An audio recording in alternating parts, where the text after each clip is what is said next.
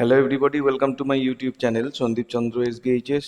ইতিমধ্যে আপনারা সকলেই অবগত আছেন যে আগস্টের 1 তারিখ থেকে শুরু করে 15 তারিখ অবধি সেন্সাস অফ ইন্ডিয়ার তরফ থেকে জানানো হয়েছে যে যারা এই সময়কালের মধ্যে অনলাইনে নিজেদের তথ্য সাবমিট করতে চান, তারা সেলফ এনিউমারেশন বা নিজেদের নাম বা নিজেদের ডিটেলস তারা অনলাইনে দিতে পারেন। এটা 15 তারিখ অবধি এই সুযোগটি থাকছে এবং তারপরে যারা এনুমারেটার্স আছেন তারা কিন্তু বাড়ি বাড়ি আসবেন আপনাদের বিভিন্ন তথ্য সংগ্রহের জন্যে। তো যারা ইতিমধ্যে অনলাইনে কাজটা করে রাখবেন তাদেরকে আর ওই যারা এনুমারেটার বাড়িতে আসবেন তাদের কাছে সমস্ত তথ্য আর দেওয়ার দরকার নেই। তা কি করতে হবে সেই জিনিসটা জানানোর জন্যে, বা যখন আপনি অনলাইনে ফর্মটা ফিল আপ করবেন তখন আপনার কাছে কি কি প্রশ্ন আসবে, সেই প্রশ্নের ব্যাখ্যাগুলো কি, সেই সব জানিয়ে আজকের এই ভিডিও। আপনারা এটাকে অবশ্যই শেষ পর্যন্ত দেখুন। ভিডিওটি ভালো লাগলে অবশ্যই এটাকে একটা লাইক করবেন। চ্যানেলে নতুন এসে থাকলে চ্যানেলকে সাবস্ক্রাইব করার সাথে সাথে পাশের বেল বাটনে প্রেস করবেন, যাতে করে পরবর্তীকালে এই ধরনের ভিডিওর লিঙ্ক আপনারা সরাসরি পেতে পারেন। দেখুন, ভারতের আদমশুমারি সেন্সাস অফ ইন্ডিয়া গৃহতালিকা ভুক্তকরণ ও গৃহগণনা পর্যায়, প্রথম পর্যায়ে অনলাইন স্বগণনা বা সেলফ এনিউমারেশন নির্দেশিকা। সাধারণ মানুষের সহজে বোঝার সুবিধার্থে অনলাইন স্বগণনা প্রশ্নাবলীর সকল পয়েন্ট বিস্তারিত ব্যাখ্যা নিচে দেওয়া হলো। তথ্য প্রদানের সময় প্রতিটি বিষয় মনোযোগ সহকারে পাঠ করুন। 1 নম্বরে আছে বাড়ি ও পরিবার সম্পর্কিত সাধারণ তথ্য। এটা থাকছে প্রশ্ন নম্বর 1 থেকে প্রশ্ন নম্বর 8-এ। আপনি যেটা যখন পাবেন প্রশ্নের ধরনে দেখতে পাবেন। আমি শুধু তার মধ্যে থেকে যেটা মূল বিষয় সেটা তুলে নিয়েছি। যেমন 1 নম্বর হচ্ছে বিল্ডিং নাম্বার। বিল্ডিং নাম্বার সম্পর্কে আপনাকে যখন জিজ্ঞাসা করা হবে, বিল্ডিং নাম্বার মানে হচ্ছে আপনার পৌরসভার হোল্ডিং নাম্বার, পঞ্চায়েতের দেয়া নাম্বার, অথবা আগে থেকে নির্দিষ্ট বাড়ির নাম্বার লিখুন। অর্থাৎ বাড়ির জন্য যদি কোনো নম্বর আপনি পেয়ে থাকেন সেই নাম্বার ওখানে আপনাকে লিখতে হবে। সেটা পৌরসভার ক্ষেত্রে হোল্ডিং নাম্বার হতে পারে, পঞ্চায়েতের থেকে প্রদত্ত নাম্বার হতে পারে। যদি আপনার বাড়িতে না থাকে তাহলে কি করবেন, মোটামুটি আশেপাশের বাড়ি কোথাও নাম্বার আছে কিনা একটুখানি দেখে নেবেন। যদি আপনার আগের বাড়ি এবং পরের বাড়িতে থাকে তাহলে দেখবেন তা আগের বাড়িতে যে নাম্বার এবং পরের বাড়িতে যে নাম্বার, ধরুন আগের বাড়িতে নাম্বার হচ্ছে 20 এবং পরের বাড়িতে নাম্বার হয়েছে 22, তাহলে বুঝতে হবে আপনার বাড়ির নাম্বারটা 21। হয়তো কোনো সময় আপনি মানে জিনিসটা হয়তো ভুলে গেছেন, কিন্তু আপনারা যখনই কোথাও ট্যাক্স বা কিছু দিয়েছেন তখন কিন্তু সেখানে হোল্ডিং নাম্বার বা পঞ্চায়েতের দেওয়া নাম্বারটার উল্লেখ থাকে। 2 নম্বর হচ্ছে সুমারি বাড়ি নম্বর, অর্থাৎ সেন্সাস হাউস নাম্বার। এই বিল্ডিং নাম্বার আর সেন্সাস হাউস নাম্বারের পার্থক্য কি, গণনার সুবিধার্থে যে নির্দিষ্ট নম্বরটি আপনার বাড়িকে দেওয়া হয়েছে সেটাকে বলা হচ্ছে সেন্সাস হাউস নাম্বার। এরপরে আসছি আপনি 3 নম্বরে মেঝের প্রধান উপাদান, ফ্লোর মেটেরিয়াল। আপনার ঘরের মেঝের প্রধান উপাদান কি, যেমন মাটি হতে পারে, সিমেন্ট হতে পারে, টাইলস হতে পারে, মার্বেল বা কাঠ বা মোজাইক, সেটা আপনাকে লিখতে হবে। 4 নম্বর হচ্ছে দেয়ালের প্রধান উপাদান, ওয়াল মেটেরিয়াল, অর্থাৎ ঘরের দেওয়াল কি দিয়ে তৈরি। সেটা হচ্ছে কাঁচা মাটি হতে পারে, বাঁশ, ইট, পাথর, সিমেন্ট, ব্লকে নির্মিত হতে পারে। নেক্সট হচ্ছে ছাদের প্রধান উপাদান, অর্থাৎ রুফ মেটেরিয়াল। কি কি, ঘরের ছাদ কি দিয়ে তৈরি, যেমন খড় বা টিন বা অ্যাসবেস্টাস বা টালি বা কংক্রিট বা আরসিসি।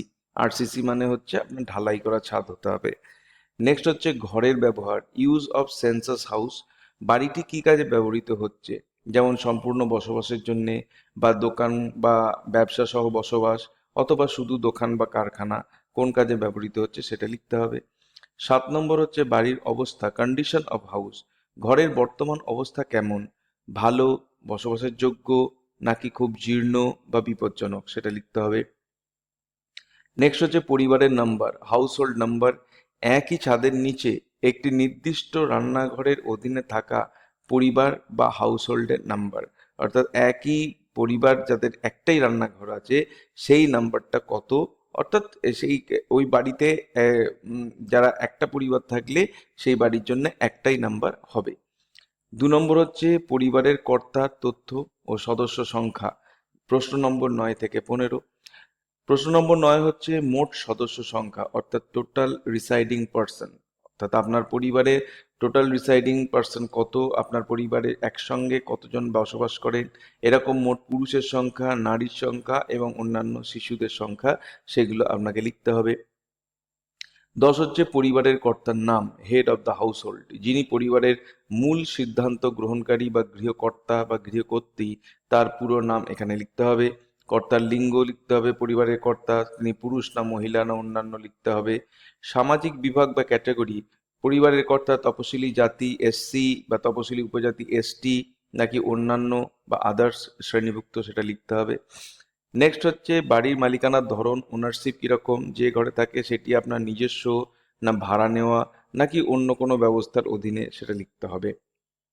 নেক্সট হচ্ছে বসবাসের ঘরের সংখ্যা, কতগুলো রুম আছে আপনার পরিবারে, ব্যবহারের জন্য মানে একদম পার্টিকুলারলি ব্যবহারের জন্য কটি শোয়ার ঘর বা থাকার ঘর আছে, রান্নাঘর বা বাথরুমকে বাদ দিয়ে।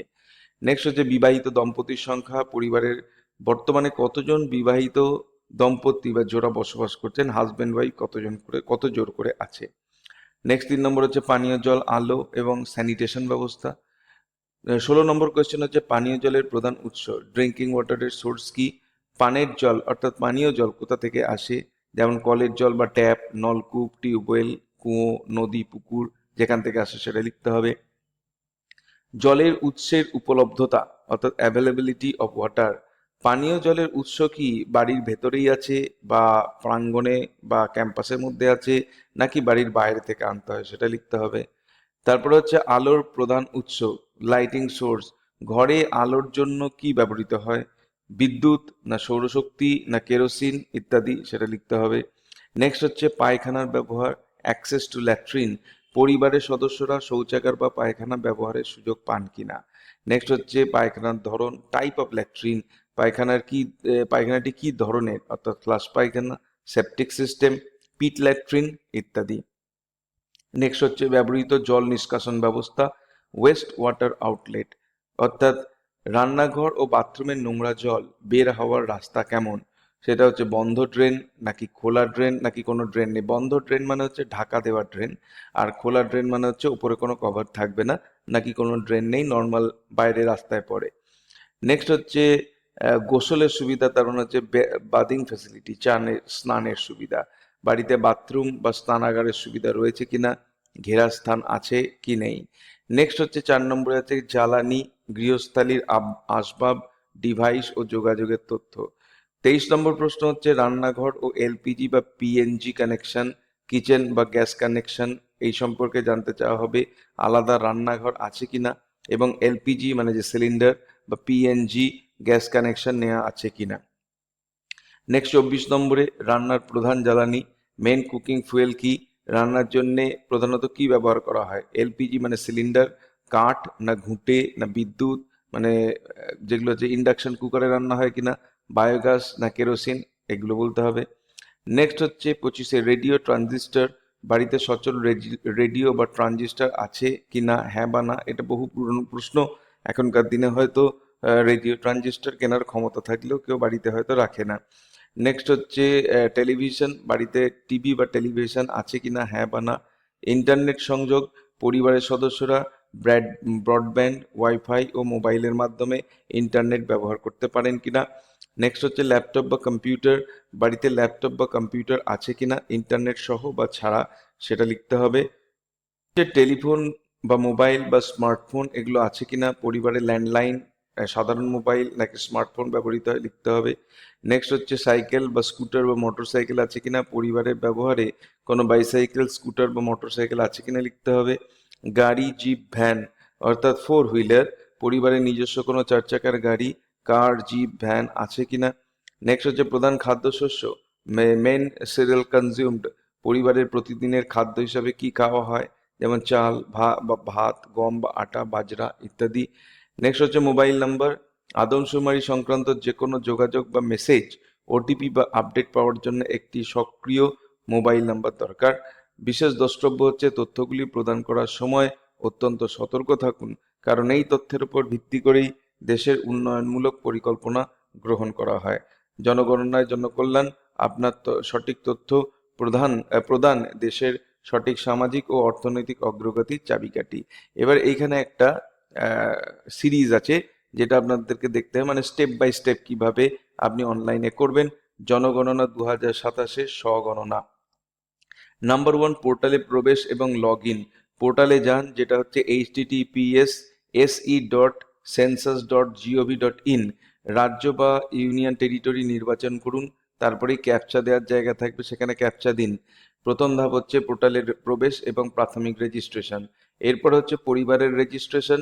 পরিবার পিছু একজন ব্যক্তি স্বগণনা করবেন।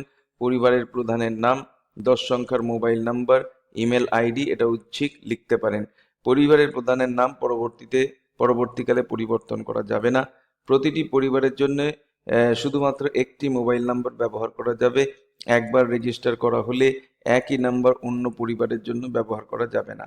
দ্বিতীয় ধাপ হচ্ছে ওটিপি যাচাইকরণ এবং অবস্থান শনাক্তকরণ। ভাষা নির্বাচন এবং ওটিপি যাচাইকরণ। পছন্দের ভাষা নির্বাচন করুন এবং রেজিস্টার্ড মোবাইল নাম্বারে পাঠানো ওটিপি লিখুন। নির্বাচিত ভাষা পরবর্তীকালে পরিবর্তন করা যাবে না। অবস্থানের বিবরণ দিন। জেলা নির্বাচন করুন, পিনকোড লিখুন এবং এলাকা বা অঞ্চলের নাম লিখুন। মানচিত্রে আপনার বাসস্থান নির্দিষ্ট করুন। মানচিত্রে লাল মার্কারটি ড্র্যাগ করে, মানে টেনে এনে আপনার বাড়িটির ওপর স্থাপন করুন। ক্লিক করে চিহ্নিত করুন এবং অবস্থান নিশ্চিত করুন। তৃতীয় ধাপ হচ্ছে তথ্য প্রদান এবং ফাইনাল সাবমিট। প্রশ্নাবলী পূরণ করুন।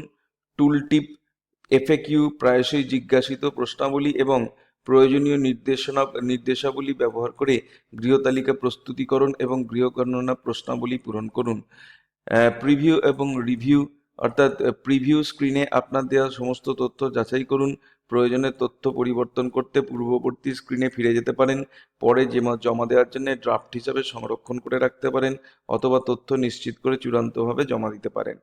ফাইনাল সাবমিট, চূড়ান্ত পর্যায়ে নিশ্চিত করুন এবং সাবমিট করুন বোতামে ক্লিক করলে আপনার দেওয়া তথ্য চূড়ান্তভাবে জমা হয়ে যাবে। এরপর কোনো তথ্য আর পরিবর্তন বা সংশোধন করা যাবে না। SEID তৈরি করা। জমা দেওয়ার পরে একটি অনন্য 11 সংখ্যার SEID, যার শুরুতে H থাকবে, তৈরি হয় এবং SMS এবং ইমেলের মাধ্যমে যদি দেওয়া হয় তাহলে সেটা পাঠানো হবে। 9 নম্বর হচ্ছে চতুর্থ ধাপ, ফিল্ড পর্যায়ে যাচাইকরণ, গণনাকারীর পরিদর্শন।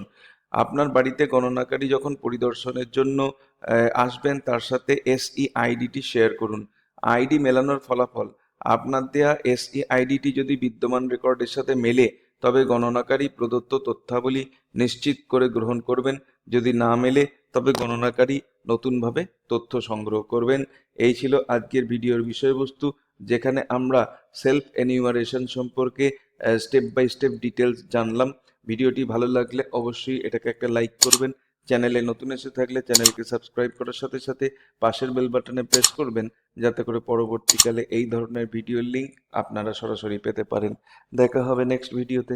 Till then, good bye and thank you.